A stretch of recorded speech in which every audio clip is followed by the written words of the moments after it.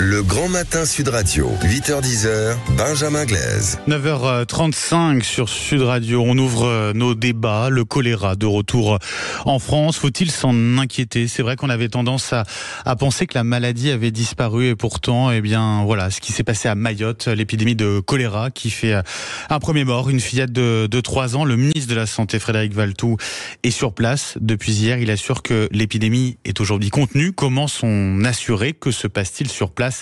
Pour en parler, mon premier invité, Antoine Flahault, bonjour. Oui, bonjour. Et merci d'être avec nous ce matin sur Sud Radio. Vous êtes épidémiologiste, professeur de santé publique. Je cite l'un de vos ouvrages, Prévenez-moi, c'est aux éditions Robert Laffont. Pour commencer, tout d'abord, Antoine Flahault, quand on parle de choléra, c'est important aussi de dire de quoi nous parlons, de quelle maladie. Parce que c'est vrai qu'on avait un peu oublié cette maladie, et c'est important aussi de remettre les choses dans leur contexte, de dire ce que c'est exactement que le choléra. Oui, alors le choléra, c'est une sorte de gastroentérite sévère qui est due à une bactérie, le Vibrio cholérique, et qui, disons, dans 75% des infections, ne se traduit par aucun symptôme ou des symptômes extrêmement bénins. Donc, c'est vraiment une petite proportion de cas qui exprime une gastroentérite, alors qui peut, elle, être extrêmement sévère et même mortelle, comme on l'a vu très malheureusement chez ce petit enfant de Mayotte. Donc oui, le choléra est dans l'immense majorité des cas une maladie bénigne et dans 10 à 20% des cas suffisamment sévère pour que on hospitalise les cas et on les réhydrate au besoin par perfusion intraveineuse, parce que les choses peuvent aller très vite avec le choléra. C'est une diarrhée aqueuse en fait, et où on perd toute son eau. Donc on meurt de déshydratation quand on meurt du choléra.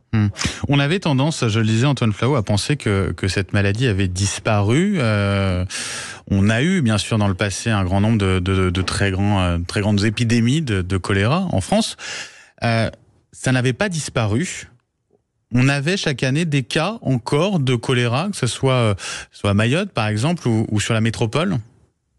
Alors, la France rapportait entre aucun cas jusqu'à 2 cas par an d'importation toujours. Le choléra, comme vous le dites, a disparu, en tout cas, de tous les pays développés. Je dirais presque on aurait pu, ou on pourrait encore vouloir éradiquer le choléra de la planète, comme on a su éradiquer en son temps la variole. Vous savez, en 1958, ce sont les Russes, les Soviétiques à l'époque, qui, à l'Organisation mondiale de la santé, ont présenté une résolution en disant on veut éradiquer le choléra, et en pleine guerre froide. Et en 1980, pas le choléra, pardon, la variole. Et en 1980, la variole a été éradiquée. La variole avait fait 300 millions de décès au seul XXe siècle. Eh bien, en 2018, une résolution a été présentée à l'OMS et a été votée, y compris par la France, pour dire on veut en finir avec le choléra pour l'année 2030. Et vous voyez, malheureusement, ça n'est pas le cas. Il y a des flambées de choléra partout où il y a de la très grande pauvreté. Le choléra, c'est pas autre chose qu'une affaire de grande pauvreté et de sous-développement. Ce sont des foyers très intenses de choléra en ce moment dans un des pays les plus pauvres de la planète, qui sont les Comores. Mayotte est une des 4 Comores, d'ailleurs. C'est une ancienne Comore. Mais qui reçoit une immigration parfois clandestine, vient de vrai Comores. Voilà. Avec une épidémie effectivement qui a explosé du côté des Comores, très clairement. Juste en un mot, parce qu'on va se rendre sur place dans un instant avec Mansour Kamardine, qui nous attend du côté de Mayotte, qui est député LR de Mayotte. Juste d'un mot, Antoine Flahault, concernant cette maladie, est-ce qu'on a aujourd'hui, comme on a eu avec le Covid, est-ce qu'on a des vaccins? Alors oui, la première des choses, c'est que le choléra, encore une fois, dans un pays développé comme la France, sur tout son territoire, ne devrait pas survenir, parce que c'est une affaire d'assainissement des eaux et d'eau potable. Si on utilise de l'eau potable, on n'a pas de problème. Il est vrai qu'en période comme ça d'épidémie, il existe un vaccin. La France, le Dukoral est un vaccin qui est efficace. Il doit s'administrer après l'âge de 2 ans. C'est 2 doses, et en général, donc ce qui se fait à Mayotte, c'est autour de chacun des cas, en anneau, on prend protège la population alentour par le vaccin. On protège parfois aussi les équipes soignantes qui se rendent sur place. Donc il y a un vaccin et ce vaccin est efficace, mais la première des choses, c'est d'assurer un accès à l'eau potable pour tous. C'est la base, effectivement, ça part de là, ça commence à ce niveau-là. Antoine Flahault, vous restez avec nous. Mansour Kamardine nous a rejoint. Bonjour. Bonjour. Et merci beaucoup d'être avec nous ce matin sur Sud Radio depuis Mayotte. Vous êtes député LR de Mayotte. Déjà pour commencer sur ce drame qu'on a vécu d'une certaine manière sur cette fillette de 3 ans donc qui a perdu la vie à cause du choléra. Que sait-on sur elle et sur le lieu où elle résidait? Alors oui, elle résidait dans la commune de Koungou. Vous me permettrez peut-être d'un mot avoir une pensée, bien évidemment, bien sûr, pour la famille. L'état présent indique il y a le premier drame. Je dis c'est le premier, mais un drame de trop. C'est le premier drame de trop. Il faut en finir. J'ai écouté votre intervenant et je crois, je partage mais complètement ce qu'il dit. Si le choléra est ici, c'est dû à 2 raisons. D'abord parce que nous avons affaire à un territoire qui est totalement abandonné par l'État. Ça, c'est le premier point. Et le deuxième, c'est parce qu'on n'est pas à même d'assurer le contrôle des flux migratoires.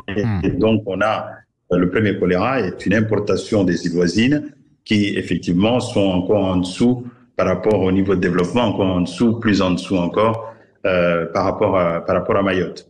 Donc, on va y revenir là-dessus. Mais du coup, Mansour Kamardine, juste pour revenir sur cette fillette, c'est-à-dire, c'était une famille. Est-ce qu'on sait justement si c'était une famille qui était arrivée depuis les Comores? Je crois que c'est une famille qui habitait dans un bidonville, c'est ça? Alors, je ne sais pas les origines parce que vous comprendrez assez aisément que les autorités sanitaires gardent ça jalousement, de telles informations jalousement. Ce que nous savons, c'est que le premier cas a été identifié à Koungou, qui est une ville à majorité, pour ne pas dire à la quasi-totalité, issue de l'immigration, et une ville qui est ceinturée par un bidonville, l'un des plus géants bidonvilles qu'on puisse rencontrer à Mayotte, avec des problèmes d'assainissement, votre invité l'a dit, avec un problème de distribution d'eau qui manque, donc un terreau plus que favorable à l'expansion donc du choléra, parce que le choléra, effectivement, c'est d'abord une question d'accès à l'eau, d'hygiène, savoir nettoyer sa main, pouvoir se laver, de pouvoir boire de l'eau potable, et tout ça, malheureusement, ça manque. Et l'État, j'ai la sensation qu'il n'a pas pris conscience de la dimension de la difficulté. On connaît les gros soucis qu'il y a aujourd'hui en eau potable. Avant de redonner la parole à Antoine Flahault, qui est toujours avec nous, Mansour Kamardine, on en est où à ce niveau-là, au niveau de l'eau potable? C'est toujours un problème? Ça manque toujours cruellement? L'eau potable, la situation s'est nettement améliorée, si je puis dire. Vous voyez, on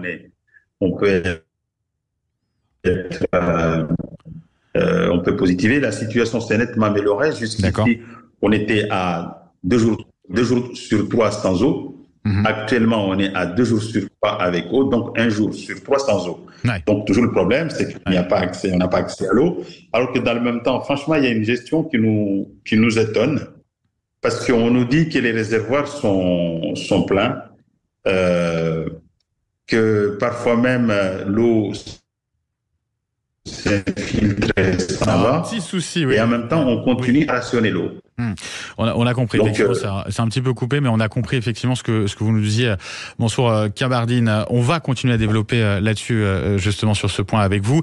D'un mot quand même, Antoine Flahault, on a le ministre de la Santé qui est sur place, qui nous dit que la situation est sous contrôle. A priori, là, on parle de cas importés. On parlait de l'épidémie qui fait rage dans les Comores voisines. Comment ça se passe en termes de contagion? Si on parle de cas importés, là, comment le choléra se propage ensuite au sein d'une population? Alors, le choléra, donc, c'est une maladie infectieuse, c'est une maladie transmissible et transmissible par voie oro-fécale. C'est-à-dire que, grosso modo, comme l'a dit le député Kamardine, c'est vraiment par l'hygiène des mains et l'hygiène de l'alimentation et de l'eau de boisson. Vous pouvez vous contaminer par des fruits ou des légumes qui ont été lavés par une eau contaminée.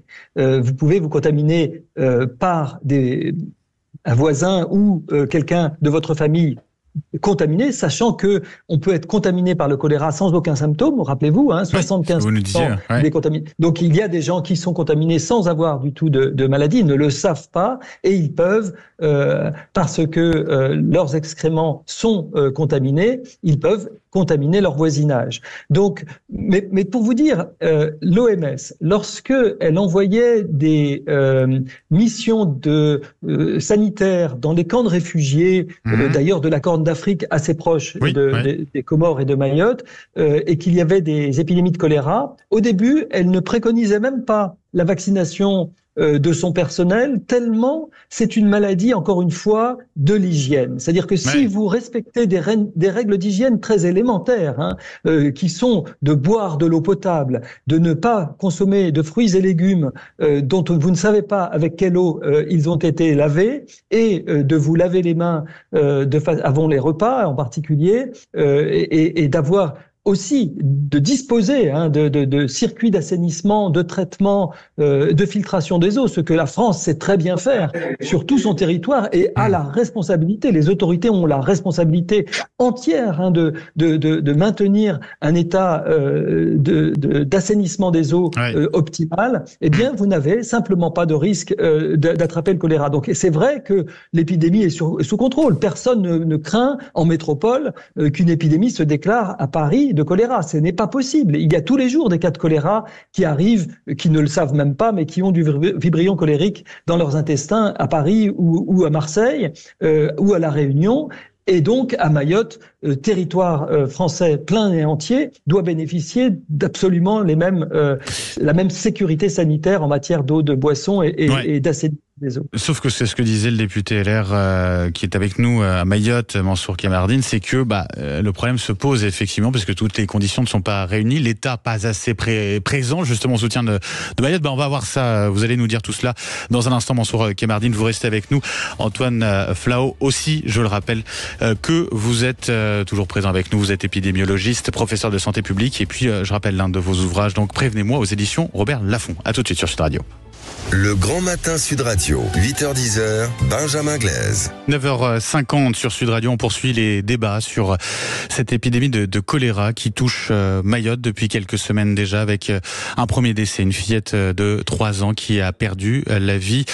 Nous sommes toujours avec Antoine Flao, qui est épidémiologiste, professeur de santé publique, et Mansour Kamardine, député LR de Mayotte. Mansour Kamardine, juste avant la pause, vous avez entendu les propos d'Antoine Flao qui est plutôt rassurant tout de même sur la capacité qu'on a à pouvoir bloquer, freiner cette épidémie de choléra.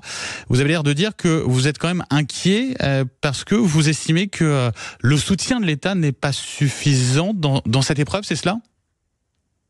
Oui, sans contredire les propos de monsieur le professeur qui sans doute est plus compétent pour moi parler des questions liées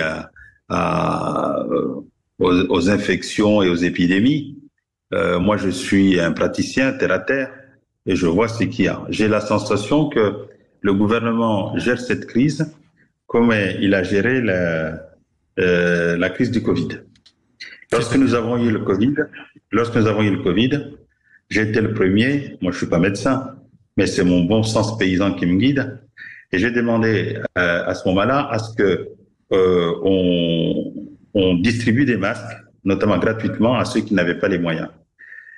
Qu'est-ce que je n'ai pas entendu, avec une violence rare de la part de l'ARS de l'époque, ici, qui m'a dit, dans une heure de grande écoute, elle m'a dit, mais le masque n'est pas nécessaire et de toute façon, vous ne savez pas utiliser les masques. 15 jours plus tard, une fois qu'elle avait eu les masques, elle est venue en disant, il faut porter le masque et si on ne porte pas le masque, on sera sanctionné. En ce qui concerne ce qui se passe sur le choléra. C'est le même discours aujourd'hui où vous avez le ministre qui est là et qui dit finalement tout est sous contrôle, on n'a pas besoin de vaccin. Et quand la situation dégénérera, il vient. Alors, on n'a pas besoin de vaccin, mais il a quand même fait fait faire 4000 vaccins. Allez chercher à comprendre. La réalité, c'est qu'ils n'ont pas les vaccins et qu'ils ne sont pas en mesure de les déployer. Donc, ils utilisent la communication par le mensonge. Et c'est ça qui m'énerve, que l'État s'amuse à mentir au lieu de dire la vérité aux gens. Donc, moi, je pense que la situation aujourd'hui nous impose des moyens beaucoup plus conséquents, une mobilisation qui n'est pas au rendez-vous. Et encore une fois, nous avons déploré une victime de trop, parce qu'effectivement, on aurait pris la situation en main, probablement on n'aurait pas perdu ce gamin. Antoine Flahault, est-ce que la France déjà a les capacités nécessaires en termes de vaccins? Enfin, face à ce qui se passe aujourd'hui du côté de Mayotte.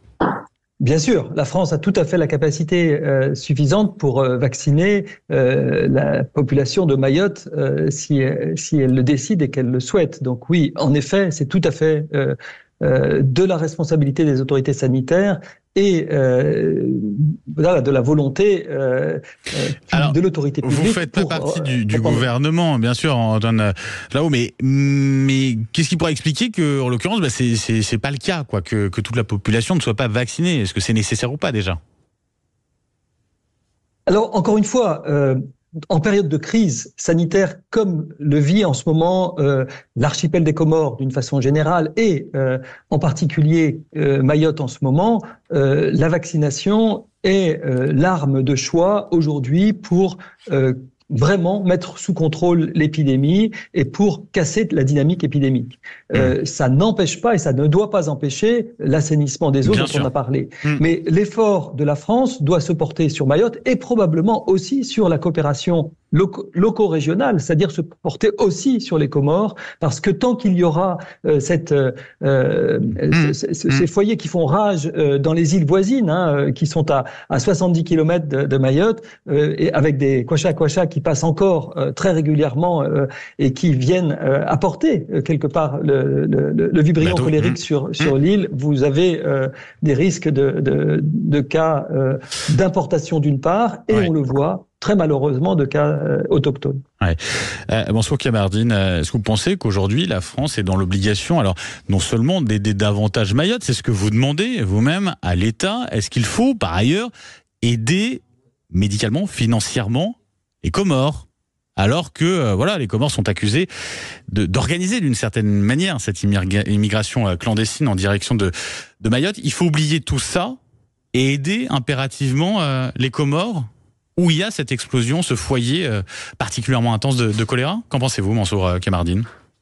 Alors, vous avez deux questions dans une. La première, est-ce que la France est dans l'obligation de prendre en compte, de s'investir davantage dans la crise qui secoue Mayotte? La réponse est un oui franc et massif, parce que Mayotte est aussi française et que la France a le devoir d'assurer la sécurité sanitaire de ses populations.